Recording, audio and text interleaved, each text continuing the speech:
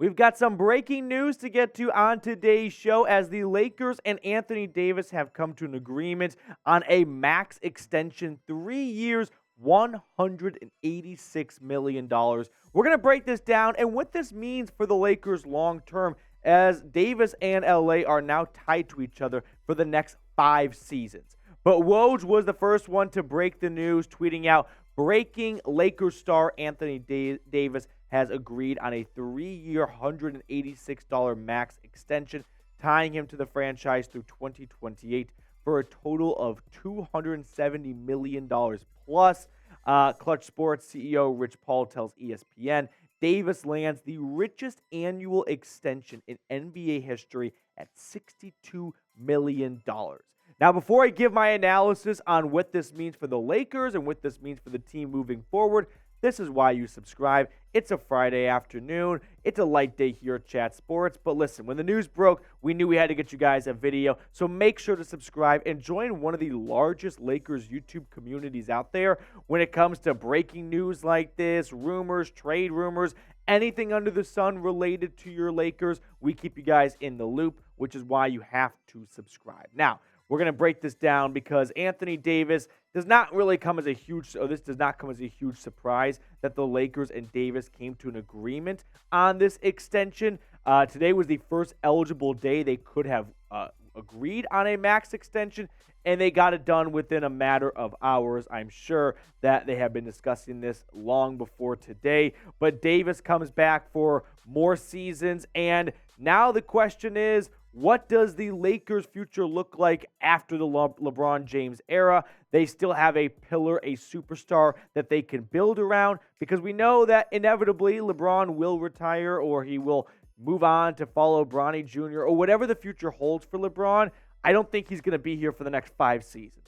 But we know that Anthony Davis will be. Now, his current contract, $40.6 million for this upcoming season. And then the season after that, it bumps up a little bit to $43.2 million. So those were the 2 years left on his current contract. Here's how the max extension plays out.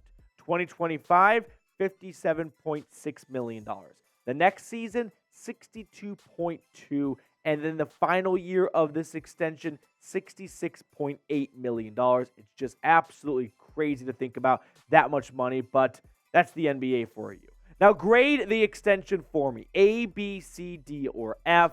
It's no secret that as soon as AD got to LA, he helped them win a championship in the bubble. But since then, unfortunately, his time in the City of Angels has been plagued by injuries. We have not seen Anthony Davis put together a healthy regular season and postseason run. It's always been one thing after another with AD.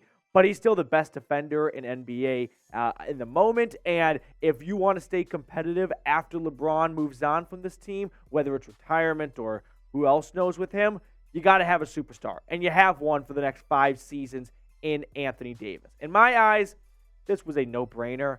I don't think this comes as a huge surprise or shock to anyone. Sure, there could be some frustrations of, hold up, wait a minute. You just gave the richest max extension to a guy who has always had some injuries getting in the way. And that's, frustrating. And I can hear that and I can understand that. But Anthony Davis is a superstar. He's a future first ballot Hall of Famer, in my opinion. So, yeah, you got to keep him. You got to pay him. You got to keep yourself competitive, right? Unless you want to go be with the bottom of the league and hang out with the Oklahoma City Thunder, you got to extend Anthony Davis. You got to keep yourself in relevancy mode after LeBron moves on. And with AD on this roster, it can continue to attract future stars. It can keep LA in the mix. Even if they are not one of the top seeds in the West, they are still going to be a contender. Even in a down year, if you will, they are still pushing the envelope in the postseason, going on a deep run. And you're not doing that without Anthony Davis. But the games played is probably the biggest number I'm looking at here. The points, the rebounds, the blocks, we know those are always at the top of the league. But unfortunately, 62 games, 36 games, 40 games, 56 games. This is the one catch with this extension. We're sure it's a no-brainer. We all knew it was going to happen. But it does come at a price of you are inevitably signing up to pay someone a lot of money when you kind of know going into it he won't be available for at least a quarter of the season, if not more, if history continues to repeat itself.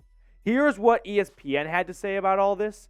Anthony Davis, in Rob's estimation, is someone that has represented the Lakers really well, citing how he played through his foot injury last year as a major reason why they won a championship in 2020, and he wants to continue to have Anthony Davis as a Laker. So, more now than ever, the Lakers are in win-now mode, right? LeBron entering the final year of his 2-year extension.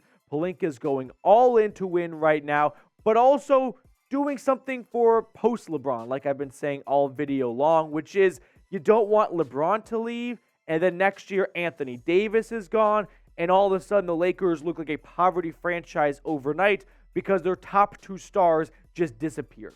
At least this way, if you do lose LeBron after this upcoming season, you're not going to vanish from NBA relevancy. You're still going to have a superstar in Anthony Davis that very well could go on a deep postseason run by himself and some good sidekicks to go along with it. But let's show the guys some love. Type 3 down in the comments. From what I've heard, everyone that types 3, he's giving $1 million to. He's got a lot of money. So if you haven't heard, you're hearing it for the first time now. Type 3, and YouTube has a great feature. It's going to send him a Venmo request right from your account, and all he has to do is accept it, and he's a good guy, so I've got no doubt he will. So get a whole bunch of 3s in the comments if you want to pick up some easy cash. Now, to kind of summarize today's video, I do want to add this note.